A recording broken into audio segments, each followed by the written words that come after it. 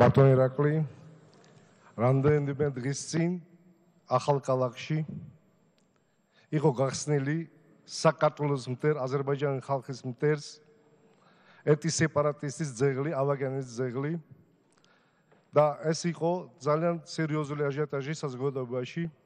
პირველ რიგში ეს იყო მიზანმიმართული პროვოკაცია საქართველოს წინააღმდეგ. და ძალიან საინტერესო ფაქტი არის, ამ ძეგლის გახსნაზე იყო თქვენი პარტიის დეპუტატები, საქართველოს პარლამენტის წევრები,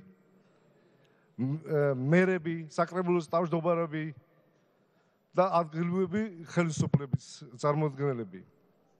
და ეს ძეგლის გახსნა მოხდა ამ პერიოდში, 20 იანვარში, რომელიც მსოფლიო აზერბაიჯანის ხალხის გლობის დღე იყო.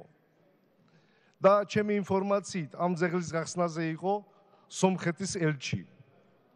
და ეს ავაგიანი იყო აზერბაიჯანის ხალხის მტერი. ამის ხელი რუსეთის მოკალაკე, ამის ხელი იყო აზერბაიჯანის ხალხის სისხლში.